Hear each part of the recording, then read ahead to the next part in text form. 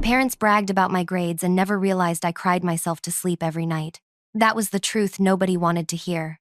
On the surface, I was everything they wanted. A straight-A student, the kid teachers adored, the one whose name got called at every award ceremony.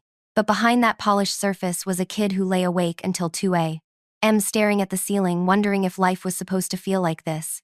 Endless pressure, endless fear, endless emptiness. You know how some parents post their kids' artwork on the fridge? Mine collected report cards. They literally taped them up on the kitchen wall like a shrine. Every A was celebrated, photographed, sometimes even sent to relatives in different states. My mom kept a folder labeled achievements filled with certificates, ribbons, little notes from teachers. She showed it off like proof that she was the perfect mom raising the perfect child. But none of that paper showed the nights I sat hunched over my desk, scribbling until my hand cramped, or the way my chest tightened if I got stuck on a question. None of it showed the panic in my throat when I saw a red mark on a test. None of it showed me, curled up under my blanket, trying not to sob too loud because I didn't want anyone to hear. It started in middle school, but the seeds were planted much earlier. When I was in 3rd grade, I brought home a spelling test with a big red star and 100% written across the top. My mom's eyes lit up like she'd just won the lottery. She held it up to my dad, who slapped me on the back and said, "That's my girl. Knew you had it in you." The praise felt good at first. I thought, this is love. I thought this was how families worked. You do well, they cheer, everyone's happy. But then came the next test, and the next. And the unspoken rule became clear. Anything less than perfect wasn't worth celebrating. One day in 7th grade, I brought home a math quiz with an 89. I still remember how my stomach twisted as I handed it over. My mom's smile faltered for the first time. "What happened here?" she asked, her voice clipped, as if I'd broken something expensive. My dad glanced at the paper, sighed, and muttered, "You're slipping." Slipping. The word dug into me like a hook. I couldn't stop thinking about it. I spent that night reworking every single problem until my pencil dug holes in the paper. When I finally collapsed into bed, the pillow was soaked. My chest ached, but I promised myself it would never happen again. And so began the cycle. Work harder, study longer, sacrifice more. My parents praised me for being dedicated, for being disciplined. What they didn't see was me skipping meals to cram in more study time, or the way I stopped answering texts from friends because I couldn't risk distraction. What they didn't see were the panic attacks in the bathroom at school, where I locked myself in a stall, shaking, convinced that one mistake would ruin everything. But every time report cards came home, they bragged. Oh, how they bragged. To neighbors, to coworkers, to relatives we barely talked to. "She doesn't even need us to remind her," my mom said once at a barbecue. "She just pushes herself naturally." I smiled while they spoke, but inside I was screaming, "No, I don't push myself naturally. I push myself because I'm terrified of disappointing you." Nights were the worst. I'd turn off the lights, crawl into bed, and the silence would crash down on me. That's when the tears came hot, unstoppable, soaking into my pillow until I had to flip it over. Every night the same thought echoed. What if I fail tomorrow? What if they stop loving me when I'm not perfect anymore? It sounds dramatic, doesn't it? Like a kid exaggerating. But when your whole identity is built on being the smart one, failure feels like erasure. Like you'll disappear if you're not useful. In high school, it only got worse. AP classes, honor societies, college prep. It was a machine, and I was the cog that had to keep spinning no matter what. My parents doubled down on the bragging. They told everyone I was Ivy League material, that scholarships would rain down on me. I nodded along, even as my chest squeezed tighter with every word. Do you know what it feels like to get a 97 and still feel like a failure? I do. I'd sit at my desk, staring at the grade written at the top of the paper, and all I could see was the missing 3 points. My parents would call it excellent, sure, but I'd see the flicker in their eyes, the silent question of why it wasn't 100. Once, in junior year, I got an 85 on a chemistry test. I went home, locked my bedroom door, and sat on the floor with the paper in my lap. I couldn't breathe. My hands shook so hard I tore the corner of the sheet. That night, I cried harder than I ever had before. I pressed my face into the pillow until I couldn't hear myself anymore. I cried until I fell asleep, my body too exhausted to fight the waves of shame. And the next morning, I got up, plastered on a smile, and went to school like nothing happened. Because that's what was expected. Because that was my role. My parents never noticed the dark circles under my eyes. They never noticed how thin I got from skipping meals, how my hands trembled when I wrote. They never noticed the way I flinched when someone mentioned college, as if the word itself was a weight pressing me down. What they noticed was the grades, the GPA, the acceptance letters. "Look at her go," my dad said proudly one evening, showing my transcript to a family friend. "She's going to change the world." I wanted to scream.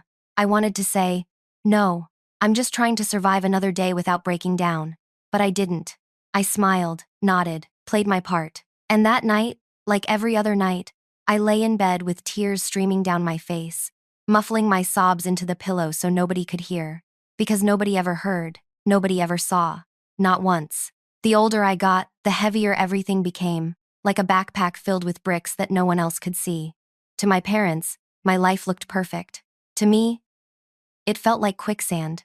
The harder I tried to stay afloat, the deeper I sank. At school, my reputation grew. Teachers leaned on me to set the standard, to raise the bar. Whenever I walked into class, I could feel the shift in the room, eyes on me, whispers from classmates. "She's going to ace this. She's the reason the curve is so high." Some said it as a joke, others with a hint of resentment, but either way, it stuck to me like glue. I became the smart one, the example. That label became a cage. One time in sophomore year, my English teacher asked me to read an essay aloud because she thought it was the perfect example of strong writing. My hands trembled as I held the paper. On the outside, I sounded calm, confident even. On the inside, I was screaming. Every sentence felt like a spotlight burning into my skin. What if I mispronounced a word? What if my classmates hated it? When I sat back down, everyone clapped politely, but I felt nauseous. The pressure to live up to perfect didn't end when the bell rang. It followed me everywhere.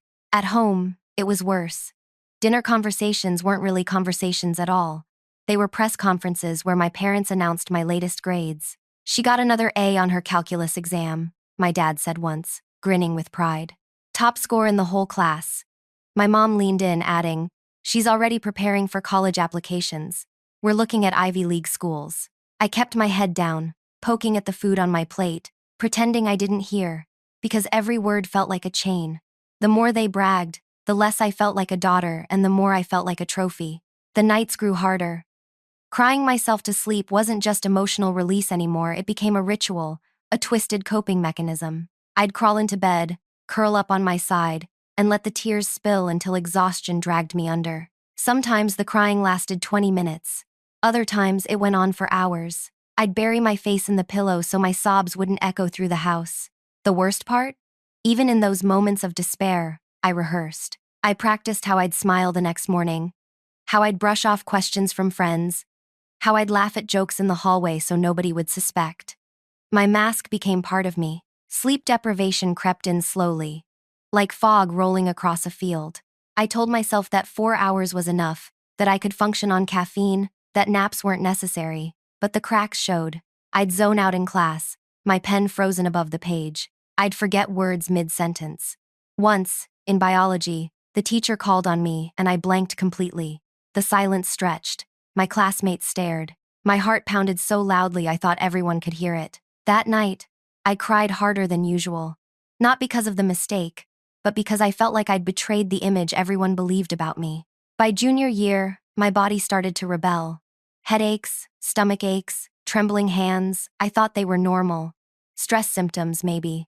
But sometimes it was worse. Sometimes I couldn't breathe, like the air had been sucked out of the room. My chest tightened, my vision blurred, and I clutched the edge of my desk just to stay upright. Later, I learned those were panic attacks. At the time, I just thought I was broken. And still, my parents bragged. They bragged at grocery stores, telling strangers in the checkout line about my GPA. They bragged at family reunions, comparing me to cousins, making sure everyone knew who was the successful one. They bragged on social media, posting photos of certificates, captioned with things like, "So proud of our hardworking girl." I saw the posts too. I read the comments. People wrote things like, "She's going places," and "What an inspiration."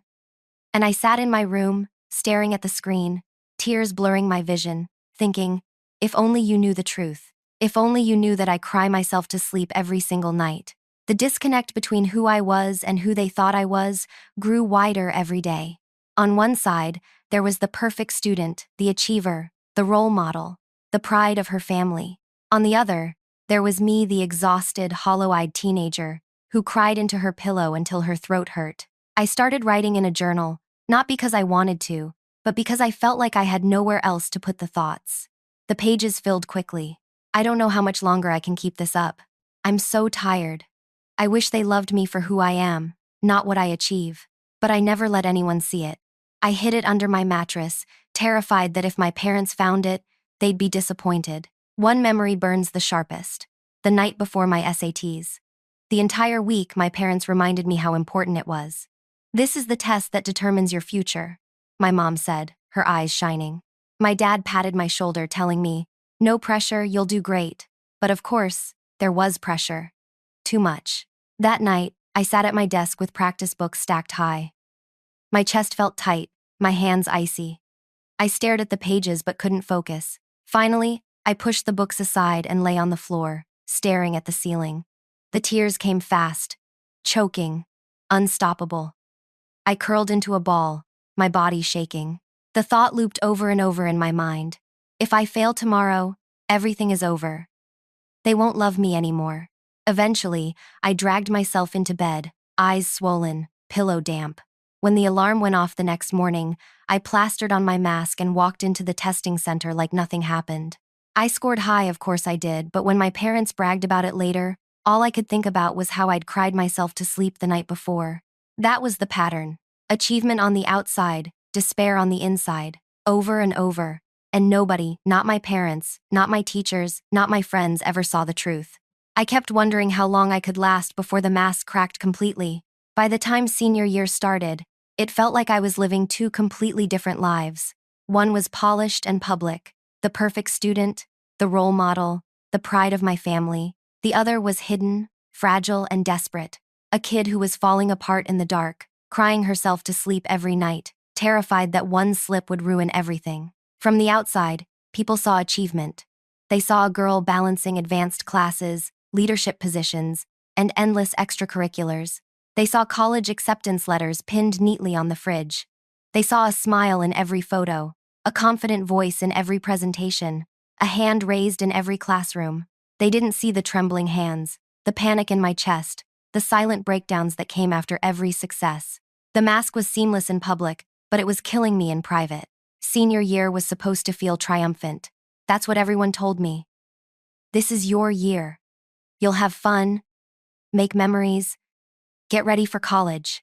But for me, it was suffocating. Every day felt heavier than the last. The future loomed like a giant shadow, and instead of excitement, all I felt was dread. College acceptances started arriving in the mail, and each envelope felt like a weapon. My parents ripped them open before I even had the chance. "She got in," they cheered, waving the letters like trophies. They called relatives, posted on Facebook, bragged to anyone who would listen. I wanted to scream, not because I wasn't proud, but because nobody asked me if I was happy. Nobody asked me if I was scared. Nobody asked if I even wanted to go to the schools they dreamed about. When my mom showed me a photo she posted online, me holding an acceptance letter, smiling stiffly while she captioned it with, "So proud of our hardworking girl," I barely recognized myself. The comments flooded in. "She's going places. What an inspiration. Wish my kid was like her." Each one felt like another layer of chains, because what they didn't see was me crying into my pillow after the photo was taken, whispering, "I don't think I can handle this." Sleep became almost impossible. Some nights, I lay awake until 3 a.m. staring at the ceiling, my chest so tight I could barely breathe. Other nights, I managed to fall asleep but woke up an hour later, heart racing, drenched in sweat from nightmares about failing a test or forgetting an assignment. And every morning, I got up, plastered on my smile, and went to school like nothing happened. The crying was different now, too. It wasn't just soft tears slipping quietly into my pillow. Sometimes it came in waves so strong my body shook with them. I'd bury my face in the blanket, fists pressed to my mouth, trying not to make a sound. I cried until my throat was raw, until my head throbbed, until my chest felt bruised. And still, when morning came, I forced myself to stand in front of the mirror, wipe away the evidence, and pretend. The pressure manifested physically in ways I couldn't ignore anymore. Headaches became constant companions. My stomach twisted before every exam, sometimes so badly I had to excuse myself to the bathroom just to breathe. My hands shook during tests, the pencil barely steady enough to fill in the answers. I lost weight without trying, skipped meals without noticing, lived on caffeine just to keep myself upright. Once, in the middle of history class, the words on the page blurred. My chest tightened, my breathing shallow. I gripped the edge of the desk, certain I was about to faint. The teacher's voice droned on, but I couldn't hear it. My ears rang, my vision narrowed, and all I could think was, not here. Please not here. Somehow, I held it together until the bell rang. I didn't tell anyone. Not my teachers, not my friends, not my parents. I convinced myself it was normal, that this was just what hard work looked like. And my parents? They saw the grades, not the symptoms. They bragged about my GPA at every dinner party. They told neighbors about the scholarships I was applying for. They never once noticed that I was unraveling. The scholarship interview nearly destroyed me. My parents hyped it up all week. This could change everything, my dad said, his tone heavy with expectation. You can't afford to mess this up. My mom quizzed me on potential questions, correcting my answers like a coach before the big game. The night before, I sat at my desk, practice questions spread out in front of me. But my hands shook too hard to hold the pen. My breathing quickened, my chest squeezed tight, and suddenly I couldn't catch my breath. The room spun. I dropped the pen, gripped the edge of the desk, and whispered, "Stop, stop."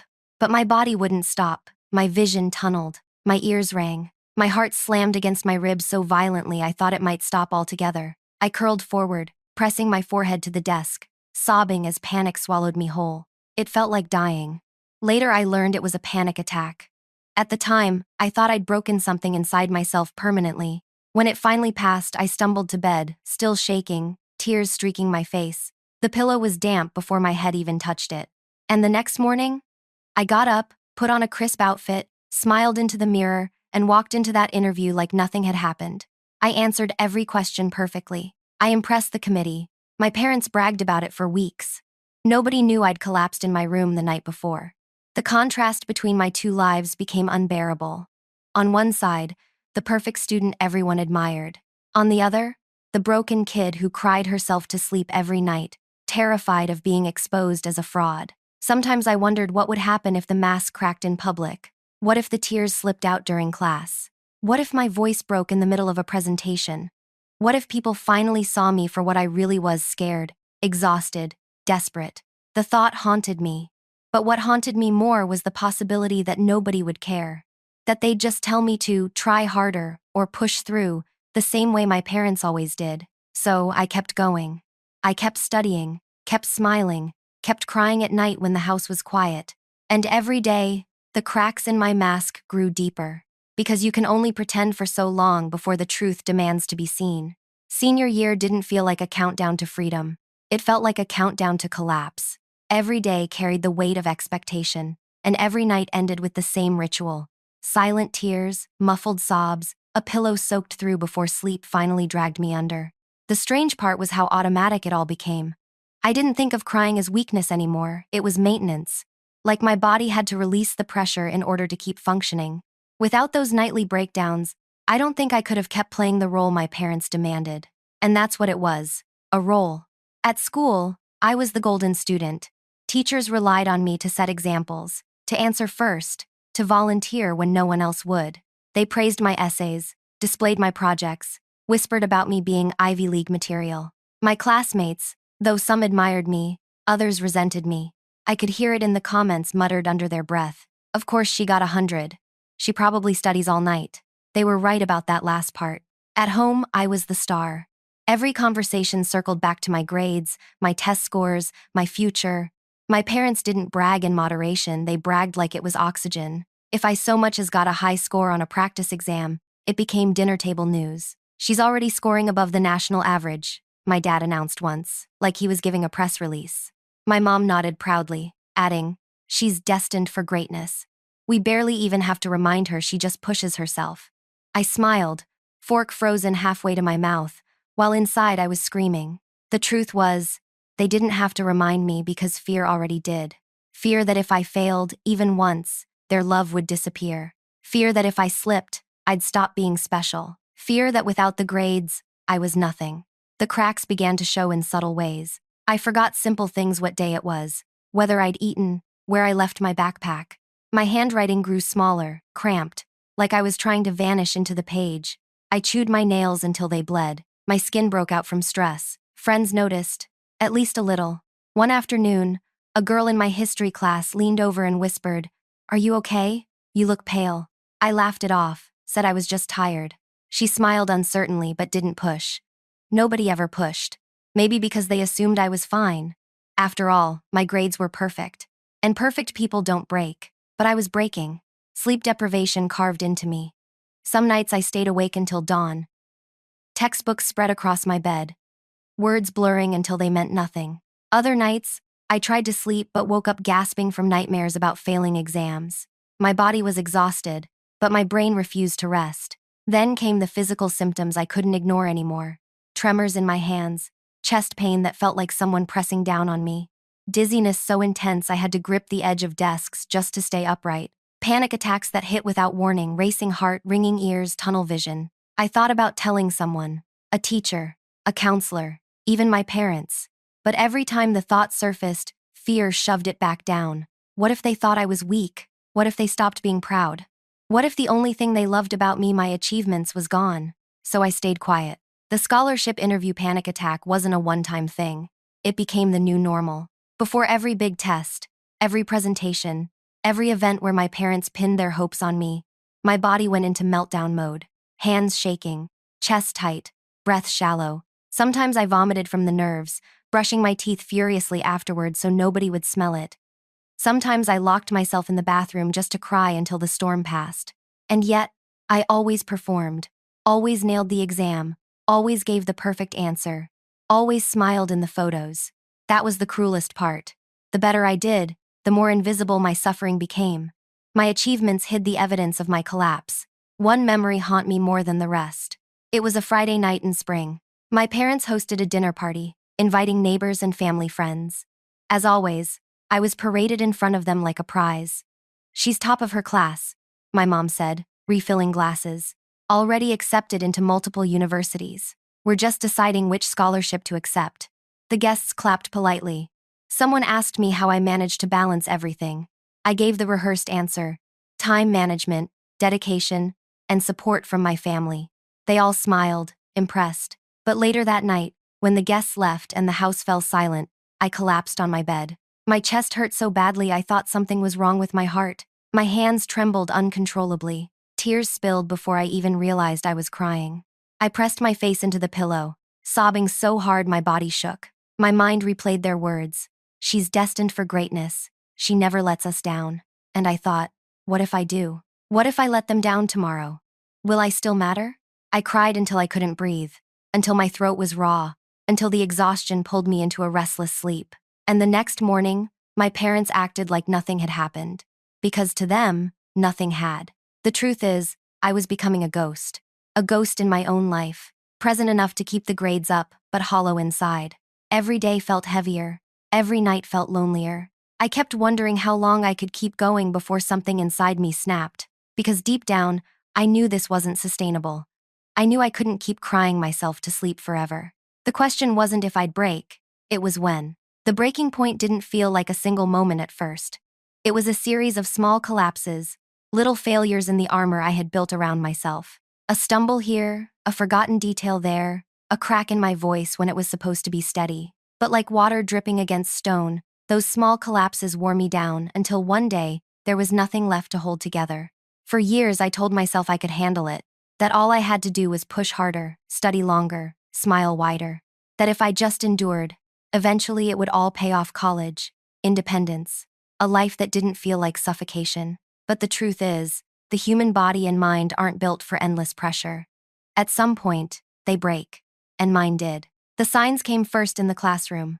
One morning in calculus, we were solving derivatives on the board. Normally, I could work through the steps with ease, the chalk flying across the surface as my teacher nodded approvingly. But that day, my vision blurred halfway through the problem. Numbers swam together, my grip on the chalk slipped, and I froze. The classroom went silent. 20 pairs of eyes watched me, waiting. My teacher cleared his throat. "Go on." But I couldn't. My hands trembled, sweat prickled the back of my neck. I muttered something about being dizzy, and he dismissed me with a wave. I stumbled back to my desk, cheeks burning, heart pounding. Later, when my parents asked about my day, I lied. It was fine. Got another A on the quiz. They smiled, proud, never guessing how close I'd come to collapsing in front of everyone. Another time, in English, I was asked to present an analysis of a novel. I had prepared for days, notes carefully organized, arguments airtight, but as I stood at the front of the room, my throat closed up. My voice cracked mid-sentence. I forced it steady, pushing through the rest of the presentation with fake confidence, but inside I was unraveling. My classmates clapped politely when I finished, and I sat down with my heart hammering against my ribs, silently praying no one had noticed. Afterward, I cried in the bathroom stall, fist pressed against my mouth to keep from sobbing out loud. These weren't isolated incidents, they became patterns. Headaches throbbed daily.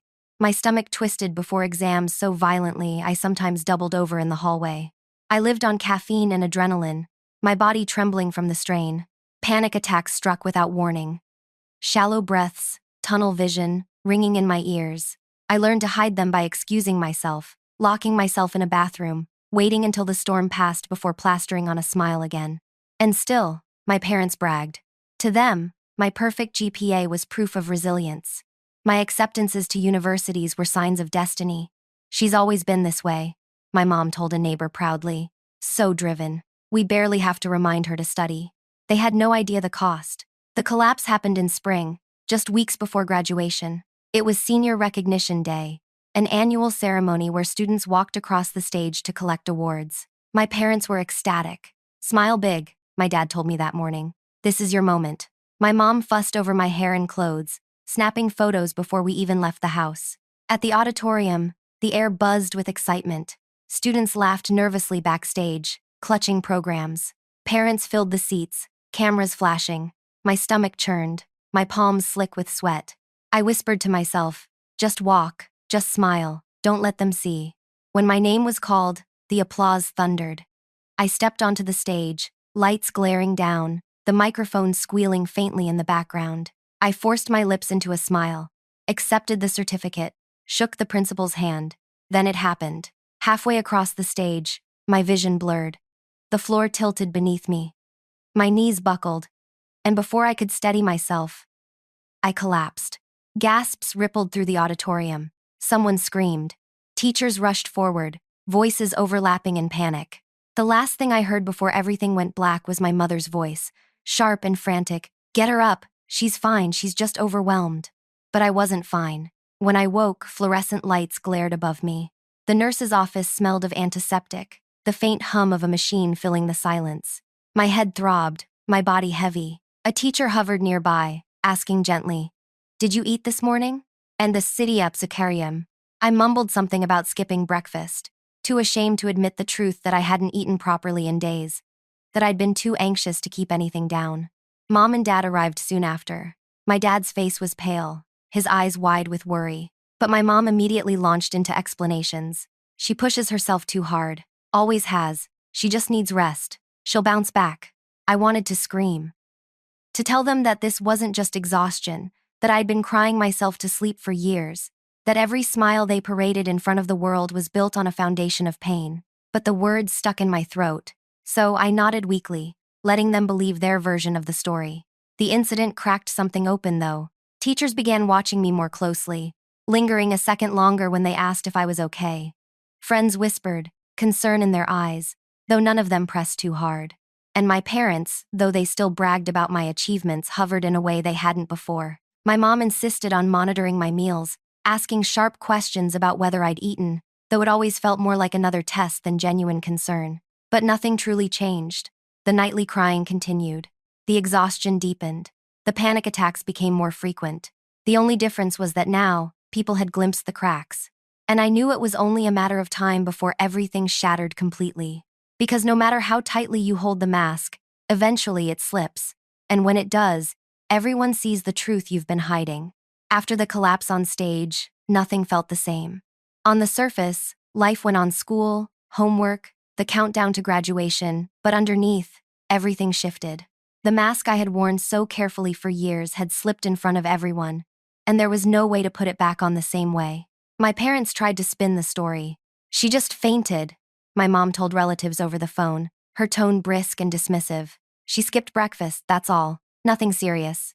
My dad echoed her words, telling coworkers, she overworks herself, but that's what makes her great. We're so proud of her dedication. Proud, always proud. But pride doesn't fix panic. Pride doesn't stop the tears that soak your pillow at 2 in the morning. Pride doesn't keep your hands from shaking when you pick up a pen, terrified of making a mistake. After the fall, the school required me to see a doctor before returning to full activities. It wasn't optional. Protocol, the principal said. I nodded, cheeks burning, too humiliated to argue. The doctor's office smelled sterile. The walls painted a muted beige. He asked routine questions at first. Did I eat regularly? Did I sleep well? Did I feel stressed? I wanted to lie. I wanted to say yes, yes, and no. But the memory of collapsing in front of an entire auditorium kept me quiet, so I hesitated. The hesitation was enough. He leaned forward, studying me carefully. How many hours of sleep are you getting? I swallowed. 3, maybe 4. And meals? Sometimes I forget, I admitted, my voice barely audible. His frown deepened. He asked more questions about headaches, about panic, about crying. Each answer felt like peeling back a layer of armor I had spent years building. When he finally spoke, his tone was calm but firm. What you're describing isn't normal stress. You're experiencing burnout, and possibly an anxiety disorder. If this continues, it will seriously impact your health. Burnout, anxiety, disorder. The words clanged in my head. I didn't want them. I didn't want a label. I wanted to be strong enough to keep going, to keep my parents proud. He recommended therapy, maybe medication. I nodded, but inside I was panicking. Therapy meant telling the truth, and telling the truth meant my parents would finally see I wasn't perfect. My parents' reaction to the doctor was predictable. She doesn't need therapy, my mom said sharply in the car. She just needs to manage her time better, eat properly, sleep more. She's fine, and sighed in way from the group. My dad stayed quiet, his hands tight on the steering wheel, until finally he muttered, maybe she just needs a break after graduation. College will be a fresh start. A fresh start. They spoke about it like moving away would fix everything. But the problem wasn't geography, it was me. The fear, the panic, the nightly crying, they would follow me anywhere. At school, whispers spread. Students had seen me collapse, and rumors grew quickly. She fainted because she's too stressed. Maybe she doesn't eat. Did you see how pale she looked? I kept my head down, pretending I didn't hear. But inside, shame gnawed at me. I had spent years crafting an image of perfection, and now cracks showed. Friends tried to reach out. A girl from chemistry class left a note in my locker. You don't always have to be perfect. I'm here if you want to talk. I crumpled it up, too afraid to respond. Talking meant admitting weakness. Weakness meant disappointing everyone. So I stayed silent. The crying grew worse. Before, it was silent sobs into the pillow, controlled and hidden. Now, it was messy, shaking, unstoppable. My body convulsed with it, my chest aching. Sometimes I fell asleep mid-cry, my face sticky with dried tears. Other times, I stayed awake until dawn, staring blankly at the ceiling, too drained to move. The exhaustion bled into everything. My grades still high took more effort than ever. I reread the same pages of textbooks, unable to focus. I triple-checked assignments, convinced I'd made mistakes. My hands cramped from gripping the pen too tightly. My notes littered with eraser marks where I rewrote things over and over. And through it all, my parents still bragged. She's resilient, my mom told a coworker on the phone. Even after that little fainting spell, she's right back on track. I wanted to laugh, or scream, or both, because yes, I was on track, but only because I was forcing myself to keep walking even as everything inside me begged to stop. Graduation loomed closer, each day a reminder that time was running out. Everyone else seemed excited, planning parties, dreaming about dorm life, talking about freedom. I pretended to share their enthusiasm, but inside, I was terrified. If I couldn't handle high school, how was I supposed to survive college? That question haunted me every night as I cried myself to sleep. The mask was cracking, people were starting to see, and deep down, I knew it wouldn't be long before the truth came out completely. Graduation season was supposed to be a time of celebration. For everyone else, it was the countdown to freedom. The parties, the caps and gowns, the photos with friends. For me, it felt like the walls were closing in. The closer I got to the finish line, the heavier the pressure became. Every expectation, every "you're going to do amazing things" speech from teachers and relatives, every Facebook post my mom made about my bright future, it all pressed down on me until I could barely breathe. At school, the rehearsals for graduation filled the auditorium. Rows of students practiced walking across the stage, smiling for imaginary cameras. My classmates laughed and whispered about how excited they were. I stood among them, my smile stiff, my stomach twisted in knots. I couldn't shake the memory of collapsing on that same stage weeks earlier. The whispers, the gasps, the weight of my mom's panicked voice, those echoes haunted me every time I stepped into the building. I told myself it wouldn't happen again, that if I just ate enough, slept enough, and forced myself to keep it together, I could make it through. But deep down, I wasn't so sure. At home, my parents walked a strange line between pride and denial. My mom still bragged, of course. She couldn't help herself. She's graduating top of her class, she told anyone who would listen. Scholarships lined up, university letters, all her hard work paid off. But behind closed doors, she hovered more than before. "Did you eat breakfast?" she asked sharply. "Don't stay up too late studying." The words sounded caring, but her tone made them feel like orders, like tests I had to pass. My dad pretended to be calmer. "Just a few more weeks," he said, patting my shoulder. "Then you'll get a fresh start. College will be different." He said it with the certainty of someone who had never woken up with tears dried on his cheeks. Someone who had never stared at the ceiling at 3 a.m., wondering if life was supposed to feel this unbearable. They didn't understand that college wasn't going to erase the fear. The crying wouldn't stay behind just because my address changed. The crying itself had grown worse. It used to be controlled silent tears slipping into my pillow, muffled sobs carefully hidden. Now it was raw, jagged, overwhelming. My body shook with it. My chest hurt from the force. Sometimes I curled into a ball, fists pressed to my mouth to keep from screaming. Other times I lay flat, tears soaking into the sheets, whispering, "I can't do this, I can't do this," over and over like a broken record. And afterward, I felt empty, drained, like there was nothing left of me but a hollow shell. The next morning, I still got up.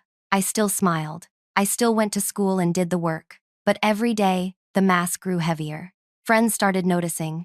"Are you okay?" one asked as we sat in the cafeteria. "You look tired." "I'm fine," I lied automatically. Another tried to invite me to a graduation party. "It'll be fun, you should come." I shook my head. Too much studying. They frowned but didn't press. Nobody ever pressed. Maybe because they thought I had everything under control. Maybe because the idea of me being broken didn't fit the story everyone believed. But I was broken. The breakdown started happening earlier in the day. One afternoon in chemistry, as the teacher explained a formula, I felt the now familiar wave. Chest tightening, ears ringing, breath coming too fast. My vision narrowed, my hands shook. I clenched my jaw, trying to hold it together, but the panic clawed at me. I asked to go to the bathroom, my voice thin. In the stall, I gripped the edges of the sink, staring at my reflection pale, hollow-eyed, trembling. Tears blurred my vision.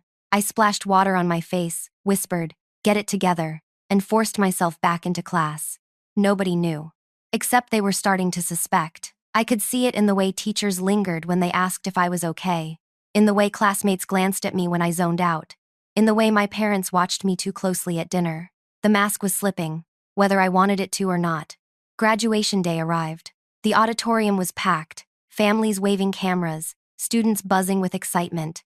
My classmates lined up in their caps and gowns, laughing, nudging each other, glowing with the kind of joy I couldn't fake anymore. When my name was called, I walked across the stage, diploma in hand, smile fixed in place.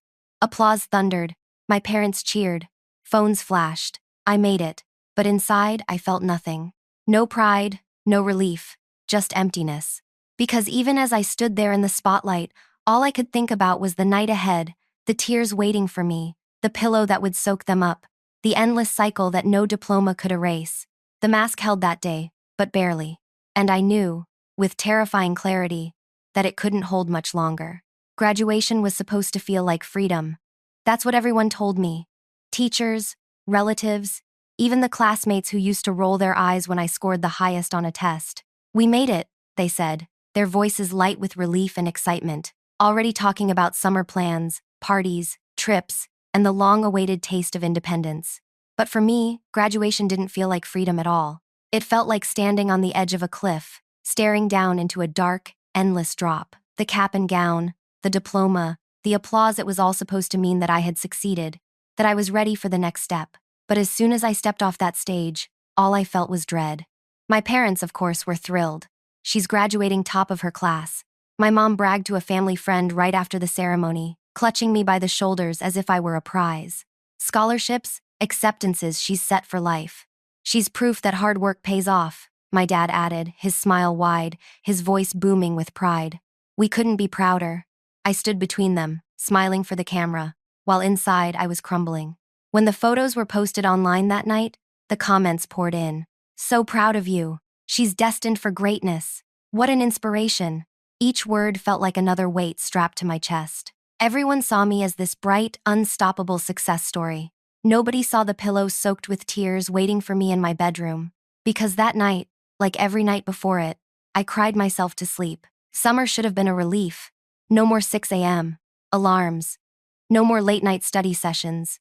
No more tests or quizzes or essays. For most people, it was a time to breathe, to celebrate, to enjoy the last moments of being a teenager before college began. For me, summer felt like suffocation. Without the structure of school, the silence in the house grew louder. There was nothing to distract me from the gnawing anxiety in my chest, nothing to drown out the whisper that played on repeat in my mind. If you couldn't handle high school, how will you survive college? My classmates filled their days with beach trips and bonfires. My phone buzzed with invitations, group texts about parties, movie nights, sleepovers. I stared at the messages until the screen dimmed, my chest tightening. I typed excuses, sorry, busy. Preparing for college. Maybe next time. The truth was, I couldn't bear to go. The thought of sitting among them, pretending to laugh, pretending to feel carefree, was unbearable. My mask was already too heavy. I couldn't wear it at parties too, so I stayed home. My parents mistook my withdrawal for discipline. She's so focused, my mom told an aunt on the phone one afternoon, her voice brimming with pride. While other kids are wasting the summer, she's preparing for the next chapter. I sat in the kitchen, sipping water, listening to her words like a knife twisting. Focused? Preparing? I hadn't opened a single book. I hadn't practiced a single thing for college. I was barely functioning. But I didn't correct her. I never did. The nights were the worst. I thought maybe, without school stress, I'd cry less. But the opposite happened. Now that there were no tests or assignments to bury myself in, the feelings had nowhere to hide. They consumed me. Every night, I lay awake. The house quiet, my chest tight. The tears came faster now, harder, violent in their intensity. My body shook with sobs I couldn't control. Sometimes I curled into a ball, clutching my pillow like it was the only thing tethering me to the earth. Other times I lay flat, staring at the ceiling, tears slipping silently into my hair. The words circled endlessly in my head. I can't do this. I can't do this. I can't do this. Morning always came though, whether I wanted it to or not, and with it came the mask. I got up, showered, forced a smile, and went through the motions. My parents filled the summer with talk of college. You'll love it there, my dad said, scrolling through photos of the campus on his laptop. Look at the library, look at the labs, a whole new world of opportunities. This is just the beginning, my mom added. Your real life starts now. We're so proud of everything you've achieved. Proud. Always proud. But pride didn't stop the fear that consumed me every night. Pride didn't stop the thought that maybe, just maybe, I wasn't strong enough to make it through college. I wanted to tell them. I wanted to blurt out, I'm scared. I cry myself to sleep every night. I don't think I can handle this. But the words stuck in my throat, swallowed by fear. What if they stopped being proud? What if they looked at me differently? What if, without my achievements, they didn't love me at all? So I stayed silent. The days passed in a haze of half-hearted preparations. I bought notebooks, pens, highlighters. I packed and repacked boxes for my dorm, folding clothes neatly, stacking books. Outwardly, it looked like excitement. Inside, every folded shirt, every labeled box felt like a countdown to disaster. Because I knew the truth, I wasn't excited. I was terrified. Terrified that college would demand more than I had left to give. Terrified that without my parents' constant supervision, the cracks would widen until I fell apart completely. Terrified that the crying wouldn't stop, that it would follow me into a dorm room filled with strangers who would finally see how broken I was. One night, I sat on my bed, surrounded by open boxes, clothes spilling onto the floor. My mom knocked softly before poking her head in. "Almost ready?" she asked, her eyes scanning the room. "Yeah," I said, forcing a smile. She beamed. "You're going to do amazing things. We couldn't be prouder." When she left, I collapsed onto the bed, tears spilling before I could stop them. I buried my face in the pillow, whispering into the fabric, "I don't want to go. Please, I don't want to go." But the days kept moving forward. The calendar marched toward move-in day, indifferent to my panic. And every night, the tears returned. Summer was supposed to be a break, a time to breathe, to enjoy the calm before the storm. But for me, it was just another kind of storm. A silent one, hidden within the walls of my bedroom, where the only witness to my breakdowns was the pillow that soaked up my tears. The mask was still on, but it was fraying at the edges, and I knew with terrifying certainty that college wouldn't save me. If anything, it might finally destroy me. Move-in day at college is one of those milestones everyone builds up in their heads. For months, my parents had spoken about it like it was the beginning of a fairy tale, my launch into independence, the opening scene of my bright future. "This is the first step toward greatness," my dad said the week before we left, his voice swelling with pride. "She's going to thrive there," my mom told our neighbors, her words practically glowing. "We barely even have to worry. She's always been disciplined." And me? I didn't say much. I smiled when they expected me to smile, nodded when they looked at me, and packed my boxes in silence. But inside, dread coiled tighter with every passing day. The morning of the move, I sat in the back seat of our car, pressed against the window, watching the world blur by. My mom hummed along with the radio while my dad gripped the wheel, chatting about parking passes and dorm layouts. They sounded cheerful, hopeful. I was quiet. My stomach churned, my palms damp. My chest felt as if someone had wedged a heavy stone inside, pressing down harder with every mile. The closer we got, the less air I seemed to have. Campus was buzzing when we arrived. Cars lined the streets, trunks popped open, families lugging boxes and bags.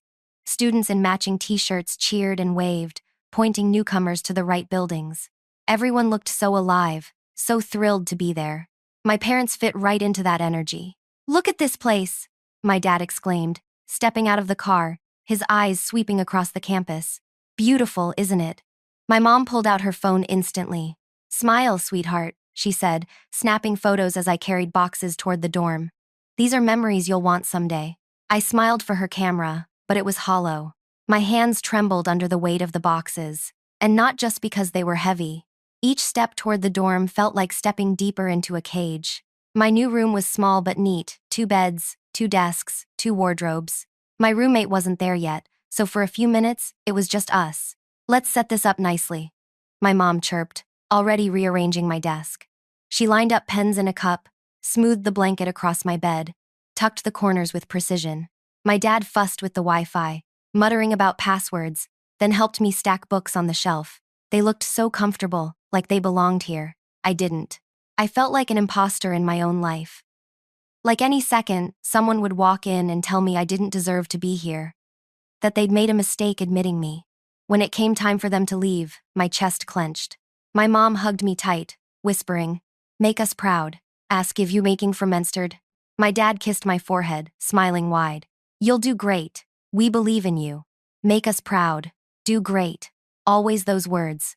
Always that pressure. I waved as they walked away, their figures shrinking down the hall until the door shut behind them. The moment it clicked closed, my smile dissolved. I sat on the edge of my bed, staring at the half-unpacked boxes, the neatly arranged desk, the perfectly tucked blanket. The tears came hard and fast, no holding them back. My chest heaved, sobs breaking loose, gasping breaths tearing through me. Welcome to college. The first weeks blurred in a haze of orientation events. Bright banners, endless icebreakers, mandatory tours, enthusiastic upperclassmen shouting about clubs and activities. Everyone else seemed to thrive. My roommate laughed easily, already swapping numbers with new friends. Students gathered in groups, heading out for pizza runs, snapping photos by the fountain, posting captions about new beginnings. I went through the motions. I smiled when people introduced themselves. I attended welcome dinners. I even signed up for a few clubs, though I never showed up to the meetings. On the outside, I looked fine. Inside, I was hollow. Every handshake, every conversation drained me. Every laugh felt forced. I kept waiting for the moment I'd feel excited, or at least normal, but it never came. The nights were unbearable. Sharing a dorm room meant no more sobbing freely into my pillow. I learned to cry quietly, face turned to the wall, blanket pulled up to muffle the sound. Sometimes I slipped into the bathroom at 2 in the morning, locking the door, pressing my hand against my mouth as silent sobs shook through me. The loneliness was sharper than ever. Back home, at least my walls were familiar, my bed a place where I could break down privately. Here, I was surrounded by strangers, forced to hide even my pain. I kept thinking, if I can't even cry in peace, how am I supposed to survive 4 years of this? Classes started, and with them came the avalanche of assignments. Professors handed out syllabi like declarations of war essays, labs, projects, exams, all stacked up weeks in advance. There were no reminders, no hand-holding, just the expectation that we'd manage it all on our own. Everyone else seemed excited by the challenge. I was paralyzed. Each assignment felt like a mountain I couldn't climb. Each due date loomed like a guillotine. I pulled all-nighters before the first round of midterms, guzzling coffee, my hands trembling so badly I could barely type. And when the grades came back still high, still good enough, I didn't feel relief. I felt trapped, because high grades meant I had to maintain them. There was no room to slip, ever. Phone calls home were their own performance. "How's it going?" my mom asked, her tone bright but expectant. "Great," I lied. "Keeping up with classes?" my dad pressed. "Of course," I said. They bragged to relatives about how well I was adjusting. "She's thriving," my mom posted on Facebook, attaching a photo I'd reluctantly sent her of me sitting at my desk. I hung up each time with tears already threatening, curling into my dorm bed afterward, whispering into the dark, "I'm not thriving. I'm not even surviving." The crying grew worse. Sometimes it was silent, tears slipping as I stared at the glow of my laptop, the words on the screen blurring. Other times it was violent, my body shaking, sobs tearing through me until my throat burned.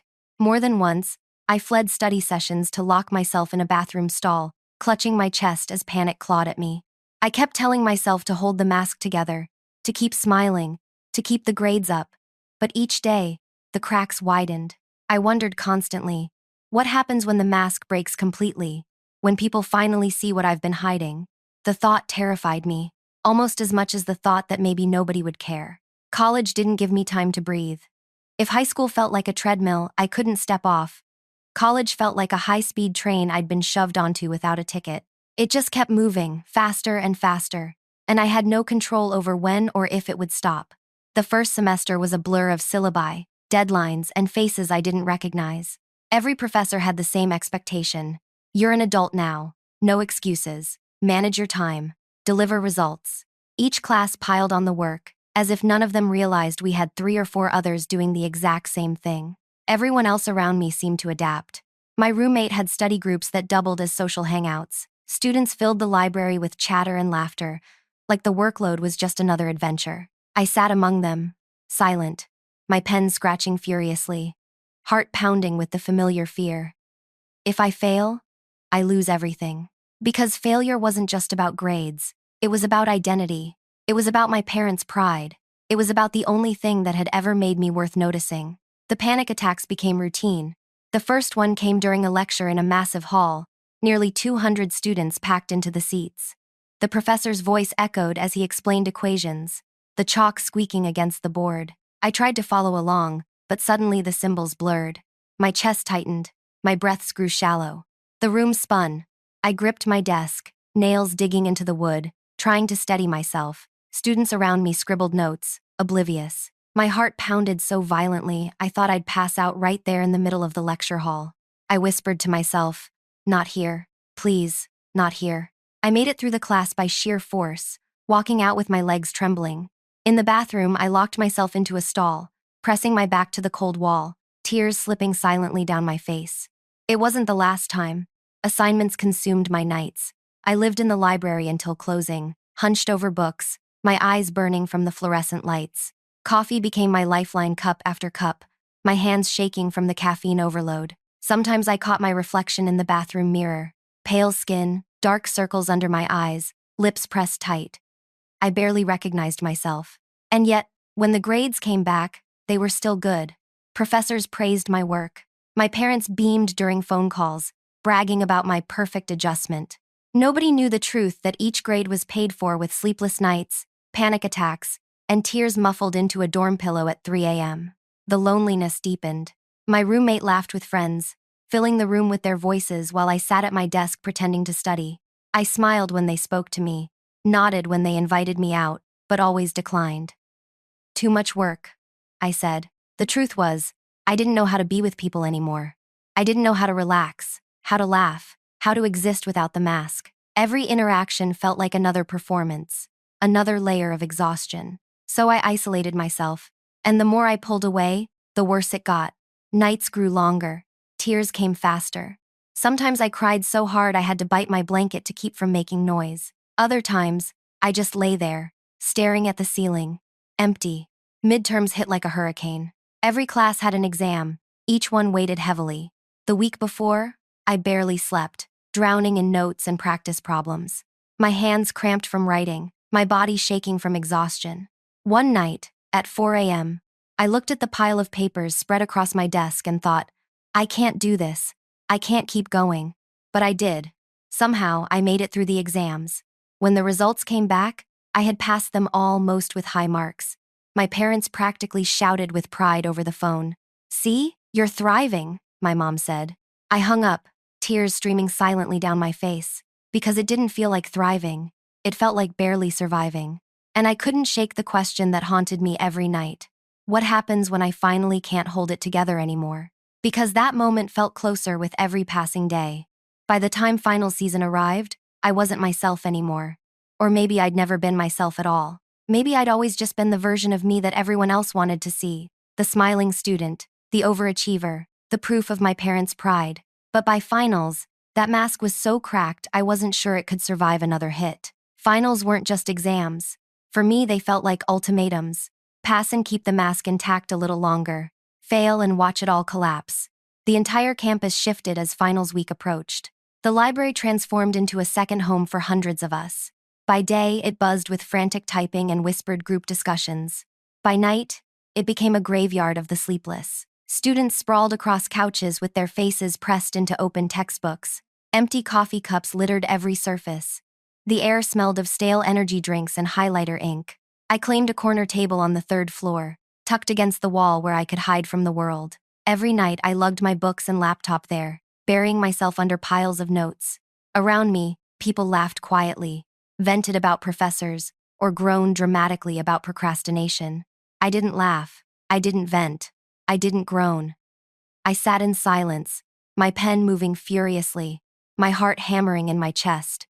Because for me, this wasn't about surviving finals week. This was about survival, period. Sleep vanished completely. Some students pulled the occasional all-nighter, their bleary faces a badge of honor. I pulled them every night. Lying down in bed wasn't an option anymore. The second I closed my eyes, my brain screamed at me. What if you fail tomorrow? What if this is the grade that ruins everything? What if this proves you don't belong here? What if your parents finally see you're not enough? Those thoughts raced in endless circles until I gave up trying to sleep and dragged myself back to my desk. My roommate noticed sometimes. "You okay?" she asked one night, rubbing her eyes as I shuffled out at 2 a.m. "Yeah, just behind on notes," I lied. She yawned and rolled over, and I escaped into the hallway, my heart pounding as though lying itself was another exam I had to pass. The crying grew constant. It wasn't just a nightly release anymore, it was woven into every part of my day. In the bathroom between classes, in the library stairwell, in the darkness of my dorm bed, I let the tears fall. Sometimes silently, sometimes violently, body shaking, chest aching, my sleeve pressed to my mouth to keep from making sound. One night, in the library, I lost it completely. I had been staring at the same problem set for hours, numbers swimming on the page. My hands shook, my chest felt like it was caving in. And suddenly the tears spilled before I could stop them. I ducked my head, wiping furiously, but it was no use. A girl at the next table glanced over, concern flickering in her eyes. "Are you okay?" she whispered. I nodded quickly, throat burning, and gathered my papers with shaking hands, escaping before she could ask more. I ended up in a bathroom stall, pressing my forehead against the cold metal, sobbing until my whole body ached. When I finally stumbled back to my dorm, My eyes were swollen, my chest raw, and still, the work was waiting. The exams themselves were like stepping into battlefields. In one lecture hall, nearly 200 students filled the seats, pencils poised, papers stacked face down, until the professor gave the signal. The silence was suffocating. "Begin," he said. The shuffle of papers filled the room. I flipped mine over, and instantly, panic surged. The words blurred. My chest tightened. My breaths came too fast, too shallow. My heart slammed against my ribs. I gripped the pen so hard my knuckles whitened, forcing myself to write. One question, then another, each one a desperate attempt to hold back the wave threatening to drag me under. I blinked away tears, praying no one noticed. Halfway through, I thought I might faint. The room spun, my vision narrowing. I clenched my jaw, whispering in my head, "Not here, please, not here." Somehow, I finished. My answers were shaky, my writing uneven, but I handed it in with trembling hands, stumbling out of the hall into the cold air. Outside, I gasped, like I'd been underwater for hours. Tears slid silently down my cheeks. Nobody saw, they were all too busy talking about how hard the exam had been. For me, it wasn't just hard, it was survival. Every exam that week was the same story. Panic, tears, shaky hands, exhaustion. And yet, somehow, I got through them all. When grades were finally posted, I passed every class, some with near-perfect scores. On paper, I had won. On the phone, my parents were ecstatic. "See," my mom said, her voice bright with pride. "You always rise to the challenge." "You're unstoppable," my dad added. We couldn't be prouder. Proud. Always proud. But I didn't feel proud. I felt empty. Because I knew the truth. Those grades weren't proof of strength. They were proof of how much I was willing to destroy myself just to keep the mask intact. Every A was paid for with nights of sobbing, days of panic, a body so drained it could barely function. I wasn't thriving. I wasn't even surviving. I was crumbling. As the semester ended, students around me celebrated. They hugged, laughed, made plans for the break, social media filled with posts about freedom and finally done. I sat in my dorm, suitcase half packed, staring at the wall. Freedom? There was no freedom. Not for me. Because even with finals over, the crying didn't stop. The panic didn't stop. The emptiness didn't stop. The mask was still on, but it was falling apart piece by piece, and I knew it was only a matter of time before everyone else finally saw the truth. That I wasn't the girl they thought I was. That I wasn't perfect. That I wasn't okay. Winter break arrived like a wave crashing over me, but instead of relief, it brought a strange, suffocating silence. For months, my life had been dictated by deadlines, papers, problem sets, exams stacked one after another. My days were mapped out by what was due next. There was always something hanging over me, and as awful as it was, it gave me structure. Now, suddenly, there was nothing. No assignments, no lectures, no exams looming, just weeks of empty days at home. And that emptiness felt terrifying. Coming back home for the first time since move-in was surreal. My room looked almost exactly the same. Posters still taped crookedly to the wall, the same worn comforter on the bed, the same desk tucked under the window. It should have felt comforting, but instead it felt like walking into a museum of a person I didn't recognize anymore. My mom bustled in behind me, setting down my suitcase. "It's good to have you home," she said, her smile wide. "Everyone's been asking about you. They can't wait to hear how amazing your first semester went." Amazing. Always amazing. I forced a smile and mumbled, "Yeah, it was fine." My dad clapped me on the back. "Fine?" She aced her classes. "Don't be modest." They didn't know. They never knew. To them, grades were the whole story. The panic attacks, the crying, the sleepless nights, they didn't exist in their version of my life. The first few days of break were filled with family gatherings. Relatives hugged me, their voices bright with admiration. "Straight A's? Incredible. You must be so disciplined. You're making your parents so proud." I smiled, nodded, answered their questions politely. Inside, every compliment dug deeper, like a shovel scraping against my ribs. Because I didn't feel incredible. I felt hollow. That night, back in my childhood bed, I cried quietly into the pillow, just like I had for years. Only this time, it felt heavier. Because I was supposed to be past this now. I was supposed to be thriving in college, becoming independent, becoming strong. But nothing had changed. If anything, it had gotten worse. The days stretched long and empty. Without assignments to occupy me, my brain turned inward, replaying every failure, every near collapse. My body still carried the exhaustion of the semester, dark circles under my eyes, headaches that never seemed to fade, hands that trembled when I tried to hold a pen. But my parents saw none of that. "She's using her break wisely," my mom told a neighbor. Reading ahead for next semester, I wasn't. I spent hours staring at the ceiling, unable to move, tears slipping silently down my cheeks. "Discipline never takes a vacation," my dad added with a laugh. I wanted to scream. Because this wasn't discipline. This was survival. Barely. The crying worsened during break. Before, it had at least been tied to something tangible. An exam, a grade, a deadline. Now it came without warning. I'd be sitting at the kitchen table, pretending to scroll through my phone, and suddenly my chest would tighten, tears welling in my eyes. I'd excuse myself quickly, locking the bathroom door, pressing my fist to my mouth as the sobs shook me. At night, it was relentless. My pillow grew damp every evening, the sheets twisted from my shaking. I whispered into the dark, "I can't go back. I can't do another semester like that. Please, I can't." But of course, the calendar marched forward. The next semester loomed, indifferent to my fear. My parents talked about it constantly. "Second semester is where you really hit your stride," my dad said at dinner. "You'll make even more connections," my mom added. "Join more clubs, take leadership roles. You're just getting started." I nodded, pushing food around my plate, my stomach too twisted to eat. Because all I could think was, I barely survived the first semester. How am I supposed to survive the next? One night, unable to hold it in, I whispered to my reflection in the bathroom mirror, "I don't want to go back." The words sounded foreign, dangerous. If my parents heard me, if anyone heard me, it would shatter everything. So I locked the thought away, plastered the smile back on, and kept pretending. But the truth was, winter break wasn't a break at all. It was a mirror that showed me clearly, painfully, that nothing had changed. I was still the girl who cried herself to sleep every night, only now, I wasn't sure how much longer I could keep doing it. The second semester began with the same rituals as the first, students flooding back onto campus, laughter echoing in the dorm hallways, professors handing out syllabi thick enough to crush any optimism that survived winter break. But for me, it didn't feel like a fresh start.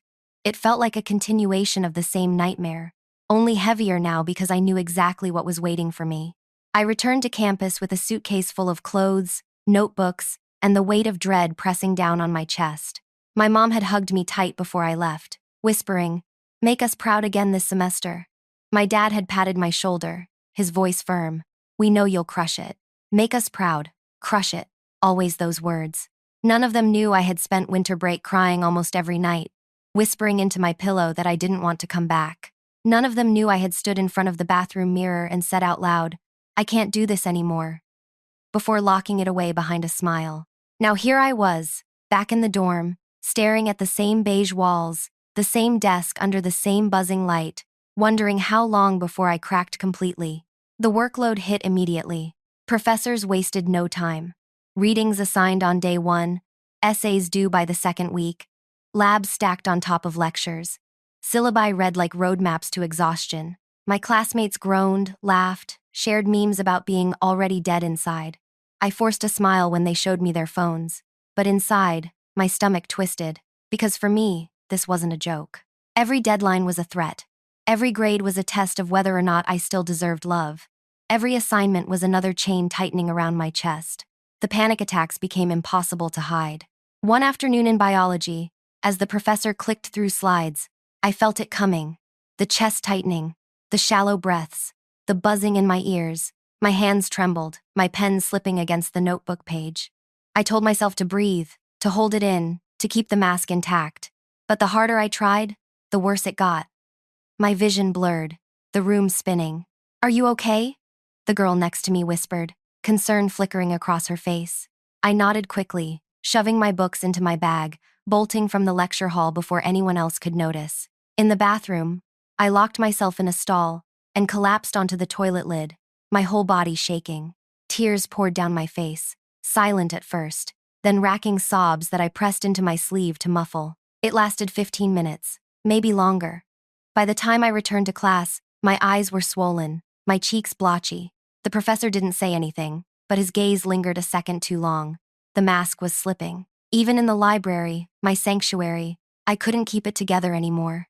I had claimed the same corner table as last semester, stacking my books like a fortress around me. But now, the tears came faster, slipping down my cheeks as I read the same sentence over and over, unable to focus. Once, a boy passing by paused, frowning. Are you okay? Fine, I muttered, wiping furiously at my face. He hesitated, then walked away. I sat there, humiliated, my chest aching with the effort of holding the mask together. Phone calls home became torture. How's this semester going? My mom asked, her tone sharp with expectation. Good, I lied. Grades still high? My dad pressed. Yeah, everything's fine. They bragged to relatives again, posting online about their brilliant daughter thriving in college. I hung up each time with tears already blurring my vision, curling into my dorm bed afterward, whispering into the dark, I'm not fine. I'm not thriving. I'm breaking. The crying never stopped. It wasn't just at night anymore. It was in the mornings before class, in the afternoons when the assignments piled up, in the evenings when the silence of my dorm pressed in. Sometimes it was silent, tears slipping down as I stared blankly at my laptop. Other times it was violent, my body convulsing with sobs, my chest aching, my throat raw. I tried to hide it from my roommate, sneaking off to the bathroom, muffling the sounds with a towel. But she noticed anyway. Hey, she said one night, her voice soft. You've been crying a lot, are you sure you're okay? I froze, the mask slipping further. Just stressed, I whispered. She nodded, clearly unconvinced, but didn't push. And I lay awake that night, staring at the ceiling, knowing the truth. The mask was cracking in places I couldn't repair anymore. By mid-semester, the fear wasn't just about grades. It was about exposure. What if my professors saw? What if my classmates noticed? What if my parents found out that their perfect daughter wasn't perfect at all? The thought consumed me as much as the crying did. I was running out of places to hide. And deep down, I knew it was only a matter of time before everything came crashing down in front of everyone. By the time midterms rolled around in my second semester, the cracks in the mask weren't just cracks anymore, they were fractures spreading across every part of my life. I was holding myself together with tape and lies, and even then, it was clear to anyone who looked closely that something was wrong. The thing was, most people didn't look closely. They saw the grades, the neat notes, the punctual attendance, and they assumed I was fine. Professors praised my focus. Classmates whispered about how, on top of it, I seemed. My parents bragged louder than ever. But inside, I was falling apart. It started with the panic attacks getting louder. One day, during a literature exam, the professor handed out the essay prompt. Everyone else bent forward, pens scratching immediately. I sat frozen, staring at the words until they blurred. My chest tightened, my breaths came too shallow, and my hands trembled violently. I tried to hold it in, whispering silently to myself, not here, not now, please not here. But my body betrayed me. My pen clattered to the floor, my vision tunneled, and suddenly the professor was crouched next to my desk, his voice low. Do you need to step out? Dozens of eyes turned toward me. Heat flushed my cheeks as I grabbed my bag with shaking hands and stumbled out of the room. In the hallway, I collapsed onto the floor, sobbing into my sleeve, gasping like I couldn't breathe. When I finally returned, red-eyed and blotchy, the professor gave me a long, quiet look but said nothing. The mask had slipped, and people had seen. After that, the whispers started. Did you see her in class? She was crying, right there in the hallway. I thought she was perfect. Guess not. I pretended not to hear, but the words carved themselves into me like knives. Perfect. Guess not. The professors noticed too. One of them, a stern man who never smiled, pulled me aside after class. You're performing well academically, he said slowly. But, you seem unwell. Is there something going on? My throat tightened. The truth sat heavy on my tongue, begging to come out. I cry every night. I don't think I can do this anymore. I'm breaking. But the fear silenced me. If I admitted the truth, I thought everything would collapse: my parents' pride, my professors' respect, the only identity I had left. So I forced a smile. I'm fine. Just a little stressed. He didn't look convinced, but he let it go. And I walked away, shaking, hating myself for lying yet again. My roommate noticed more and more. You've been crying every night, she said one evening, her voice cautious. And not just crying like full-on breakdowns.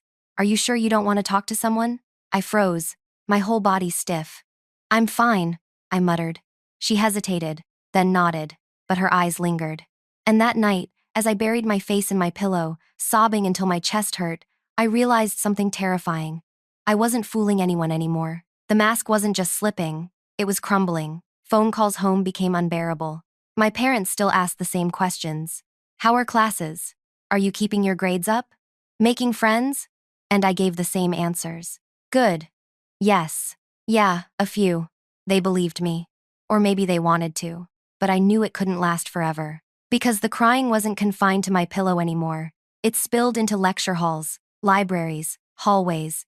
People were starting to see, and I was running out of excuses. One night, after another breakdown in the bathroom, I stared at my reflection in the mirror. My eyes were swollen, my face pale, my lips trembling. I whispered, I can't do this anymore. For the first time, I didn't just mean finals or classes. I meant everything. I couldn't keep living like this, pretending, lying, carrying the weight of everyone's pride while I drowned in silence. But I didn't know what to do instead. And that was the most terrifying part. The breaking point didn't come in some dramatic explosion. There wasn't a single moment where I screamed or collapsed in the middle of a crowd with everyone rushing to help. It came quietly, almost unnoticed, like a thread snapping after being pulled too tight for too long. It was a Tuesday night.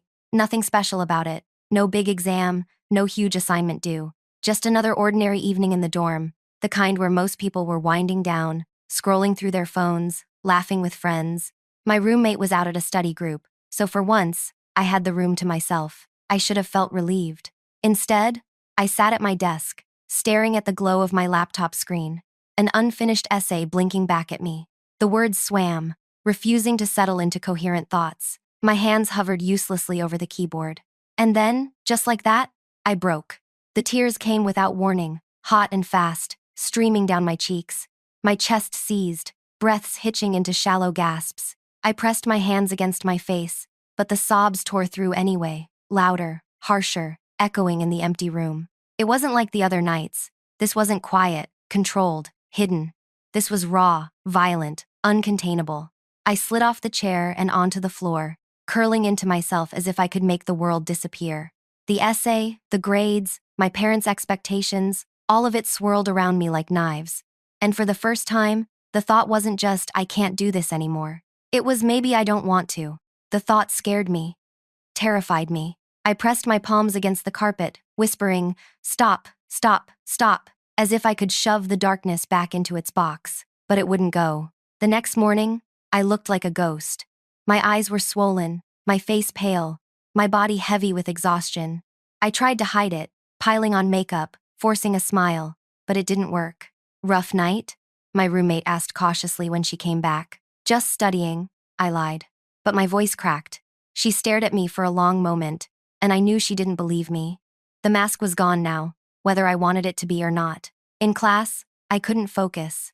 My notes were messy, my hands trembling as I tried to write. Professors called on me, and my answers stumbled out, broken, hesitant. Some of them frowned. Others looked away, pretending not to notice. In the library, I cried openly at my table, too exhausted to hide it anymore. A stranger handed me a tissue once, awkward but kind. I whispered thanks, and wiped my face, humiliated. The whispers grew louder. People noticed. People talked. She's not okay. She was crying again. Didn't she used to be the perfect one? Perfect. Used to be. And then came the phone call. My mom's voice was bright as always. How's my star student doing? I opened my mouth to lie, the way I always did. To say good, fine, great. But nothing came out. The silence stretched. My throat tightened. Tears pricked at my eyes. Sweetheart? She asked, her tone shifting. And before I could stop myself, the words spilled out. I'm not okay. There it was. The truth. Small, fragile, but real. On the other end, silence. Then, softly, what do you mean? The tears came harder, choking my voice. I cry every night. I'm scared all the time. I don't think I can do this anymore. Even aided to Pearfall. The words tumbled out like a dam breaking, everything I had buried for years rushing into the open. My mom didn't know what to say. I could hear her breathing, stunned. For once, there was no immediate pride, no praise, no bragging. Just silence. And in that silence, I realized something. The mask was gone. Completely. I didn't know what would happen next. Maybe they'd be disappointed. Maybe they'd finally see me for the fragile, broken girl I really was. But at least it would be real. And for the first time, I thought maybe, just maybe, that was enough.